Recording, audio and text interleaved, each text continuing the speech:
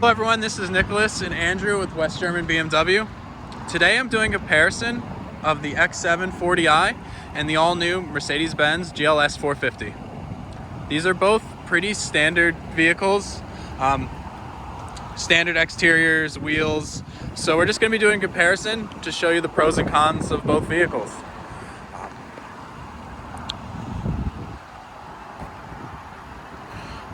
The Mercedes is white with an MB Tex interior, and we have a black on black with leather X7 40i.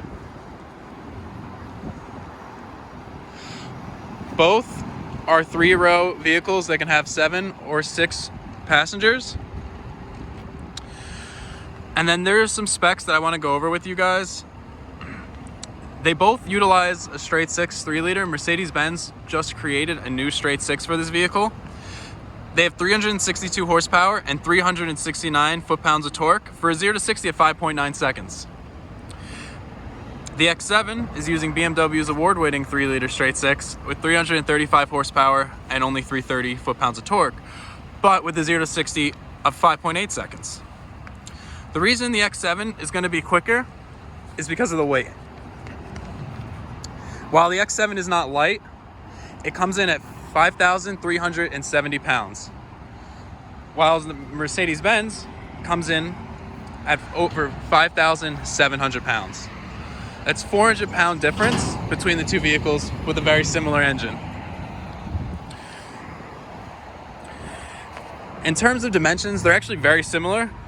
The X7 is 202 inches long, while the Mercedes-Benz is 205.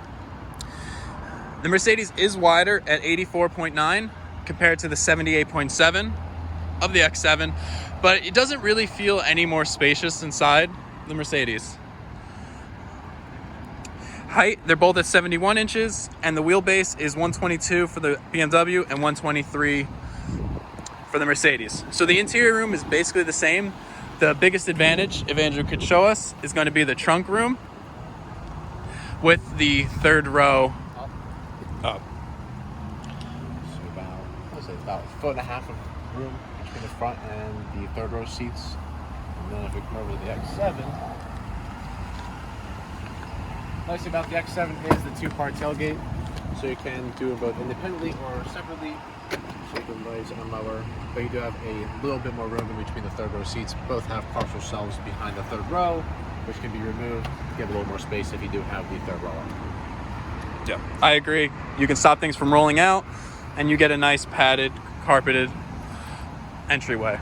And a nice seat if you're watching a tailgate, a game, nice place to sit. It's padded, so a little bit nicer than sitting on the metal. No seats like the Rolls Royce. That's like the Rolls Royce. Absolutely no. But both fully powered tailgates, open and closing, both have the kick to open feature as well too. And then we're going to show you the stickers because we mentioned these are very standard vehicles. While the BMW comes in with the 21-inch standard wheels, 22s are an upgrade. Mercedes-Benz starts at a 19-inch wheel. So now we're in the X7 interior. I did mention that this is the black leather, while the Mercedes-Benz is going to be their MB Tex, which is a leatherette. And then this is a standard matte wood. The Mercedes also features matte wood. It's one of my favorite design choices that are going on right now. Your iDrive controller, shifter, sport modes, control for the air suspension, and then you have all your important controls for things like heated seats, the temperature all right here, volume knob right at right in front of you to grab. And then we're going to show you the sticker. Andrew's going to run you over some features. So standard options is going to be a lot of stuff down here, but this vehicle does come with the parking assistance package, which does give you the 360 view cameras. The car can also park itself parallel and perpendicular. It can pull you out of a parallel spot. Also, with the new backup assistant, the car will remember the last 164 feet of your drive. So if you have a very long drive we have to back out of, or an alley, the car will remember every steering input you put in. You just have to control the gas and the brake. This one also has the cold weather package, so that'll give you front and rear heated seats with a heated steering wheel, as well as heated armrests, which will be on the doors, as well as in the middle. Rear heated seats, as well as the nice, which is the third row, they'll actually get heated seats and their own climate controls all the way in the back. And this also is the Design Pure Excellence, which gives you the aluminum roof rails. Nothing too crazy there. This car also comes equipped with the remote engine start, which can be done via both the keys or through the app, BMW Connected Drive app on your phone. So you can do that from anywhere, which is awesome. As well as the Harman Kardon sound system, which is the upgrade over the standard BMW Hi-Fi. Going along over here on the performance, so as Nick went over earlier, they both have inline 6 cylinders. Ours is around 335 horsepower, theirs is 362. Ours is a little bit faster to 60, of course, because of the lighter weight and just how our car puts down the power. Connectivity, Apple CarPlay comes standard in both vehicles. The Mercedes actually does get the Android Auto, which is a nice upgrade, soon to be coming with BMW in the near future. For the ride and handling, they're both on air suspension, both with 4-wheel drive, brakes front and rear, of course, with DSC and ABS, and then ours is the xDrive all-wheel drive system, while theirs is called the 4MATIC. Our miles per gallon combined is 22, city is 20, and 25 for the highway, about 4.5 gallons for 100 miles. And then we have a starting price of $73,900. And then through all the options, we're sitting at $79,520. Which was, I believe this was a few $1,000s cheaper than the GLS that we're comparing with at the moment, but we'll go over those features very soon. So just remember these pricing and miles per gallon. We're gonna go jump into the Mercedes now. Before we get into the Mercedes, we want to show you what the third row experience is like in both vehicles. For the X7, you can click this if you want to jump into the back of the third row, and then the second row gets controls for their angle of their back as well as pushing it forward. So once the buttons are pressed, the seats will move out of the way. It's all done electronically, so you can jump right in. So Andrew shows you there's a handle right there. Nice little grab handle, nice big doors, and the seats, how they move up until it makes it a lot easier to get into the vehicle as well. And then these buttons here will fold down the third row if I didn't want to go into the trunk and do it. So, as I hop back in, Buttons are up here. and then you can move these seats from the driver's seat as well. So if people aren't listening or they're not understanding how to move the seats, you can do that. And then, so now that we're back here, the seats are pretty far back, so our knees are pretty close, but we're very comfortable, actually. I wouldn't mind spending a few hours back here going on a nice long trip. Yeah, we're both about, what, 6'1", 6'2", so no size adult. But cup holders over here, as well as child anchors for the seats, and you also have your USB-C to Lightning, so, or to USB-C for Android. Yeah. So the fast charging, it's the fastest way you can charge your phone at the moment. There's about 9 places in the vehicle you can charge your phone. That's on both sides, which is very nice as well. And then we got our LED lighting back here. I know it's just a little thing, but you feel like you're still a part of the car. There's the USB for my side. We have our vents back here. And then because of the cold weather package, we actually have control of our temperature as well as our heated seats, which this was one of the first vehicles ever to have heated seats in the third row, which is just really cool. You have a whole experience back here. We got our own headrest. And then one of my favorite things is the second or third sunroof. So the panoramic sunroof, as well as this one. They are standard option, which is nice. And then right here you have controls for just our reading lights, as well as we can open and close this manually compared to the front one, which is nice. It really helps make it feel like we're not so claustrophobic back here. Nice and cozy. Especially when you're tall. Yep. If this had the electronic sunshades, then on the rear windows, you would be able to control that from the second row as well. And then since we're back here, you can see that we have full control of the temperature as well as the heated seats for the second row. They have USB-Cs here, and you can also equip it with TVs as well.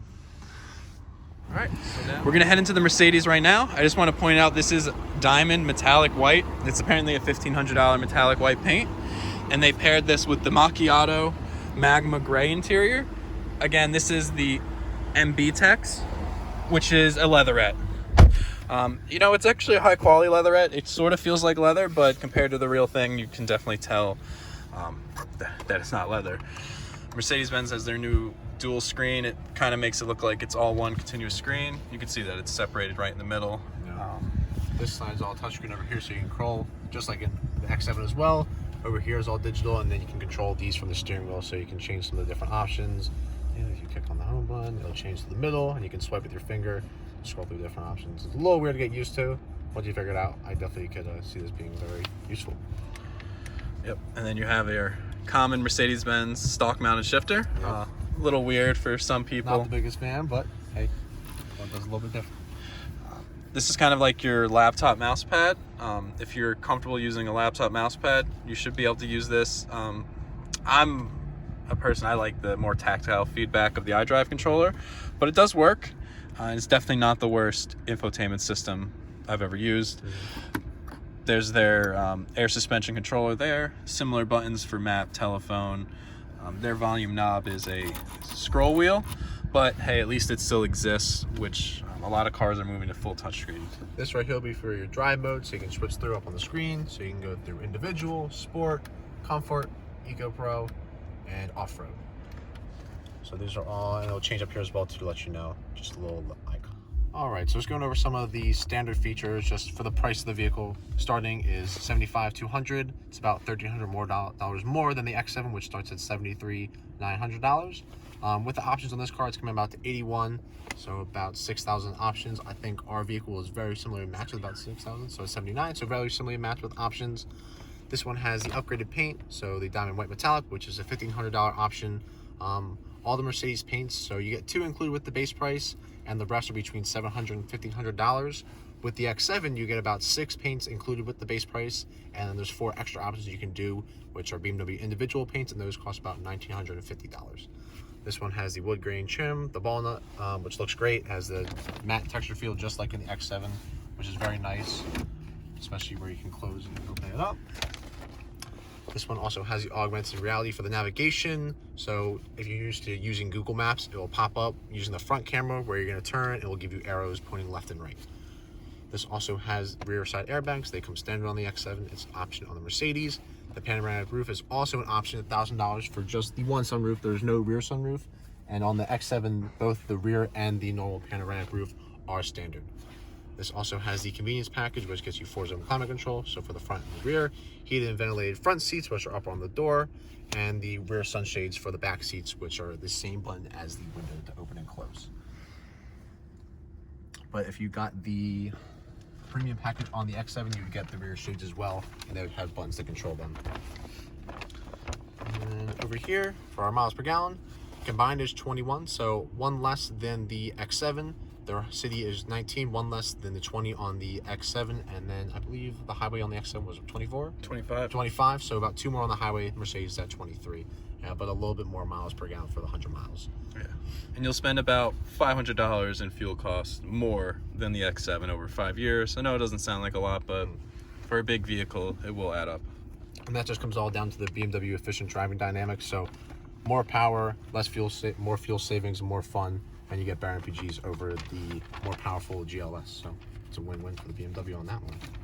Yeah, and I would like to highlight, while this does, it's easy to see, it's not my favorite design choice for the electronic seats. It's just, I don't know. It just seems like it's very 80s. Yep. I guess how it could be nice because your hand's right here if you're resting it, but I'm just used to the nice controls around the side. That is where your lumbar support is down here on the lower section of the seat. But everything else is located up on the door pocket.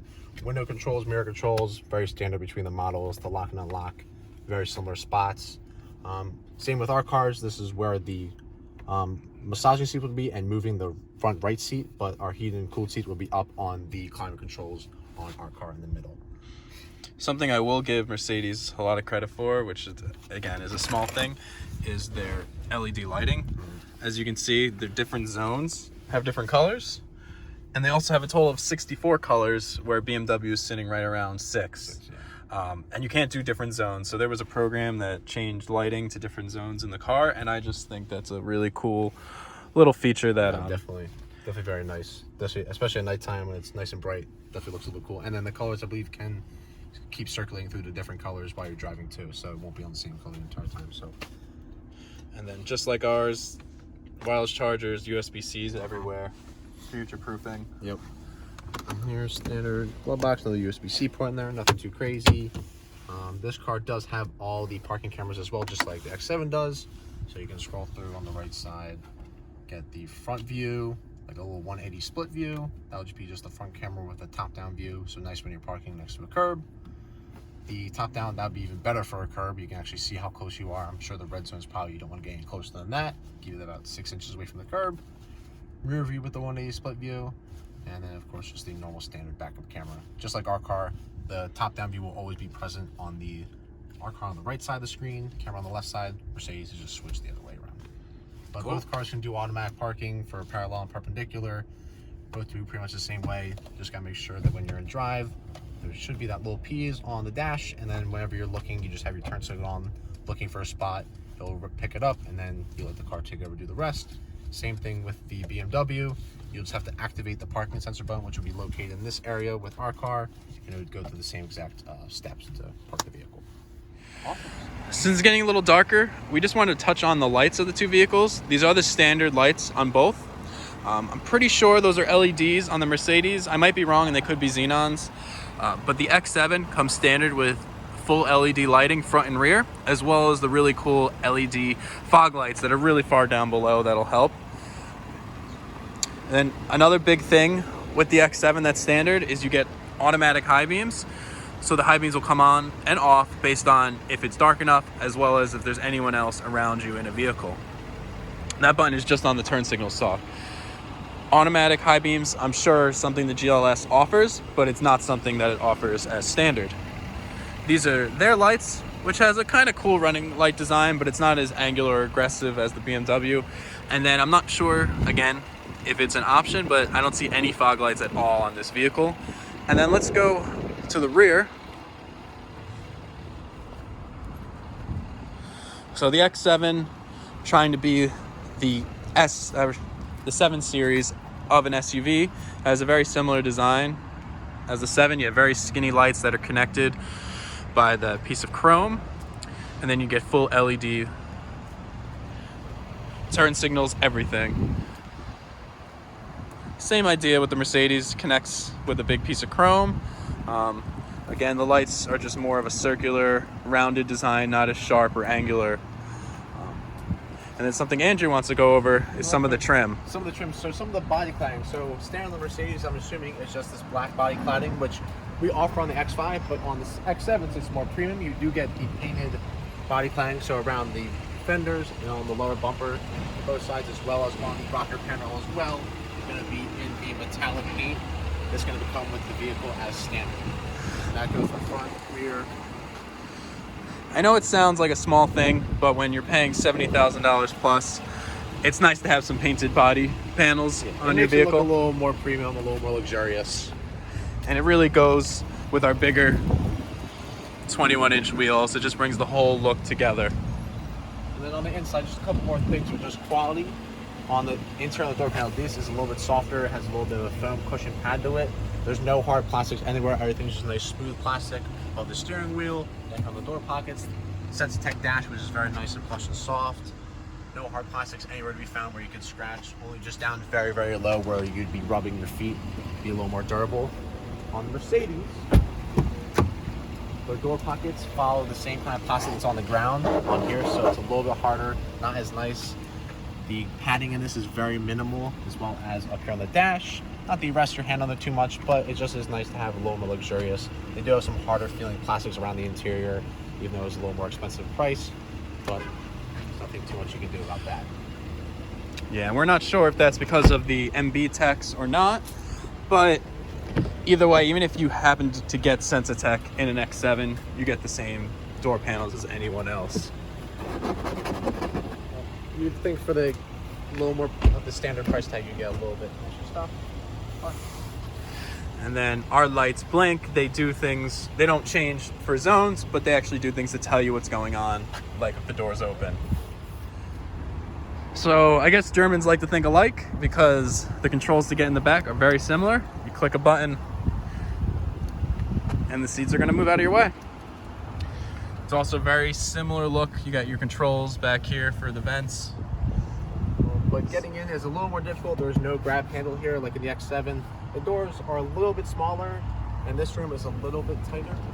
But being young, it's not too bad to get in. But once you're in, I mean, it's nice and roomy back here. That brings up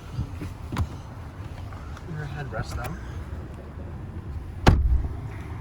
And I like to point out right away that there are no vents down here in the feet area, which the X7 does include. So to move the seats back, there's a button right here next to the USB-Cs. So you just push in to get them to go away and pull up. And it's gonna leave us with about the same legroom, I would say. Yeah, legroom's just about the same, on par with the X7. Headroom will be a little bit more. I can definitely, my hair was just about touching the X7, but I will say that the backrests are not nearly as comfortable in the GLS, just how they're kind of formed, they kind of move around. The X7s flip up and they hold in place, and also when you're laying on them, your back kind of rests on it in a weird position, so much rather be in the X7 for a longer drive. It's not terrible back here, but it's a little more comfy. No ambient lighting in the rear, so it's not as roomy and cozy back here, but you do have 2 USB ports, which is nice, cup holders as well, and then a little hook down there if you need to hook something on. That's on both sides.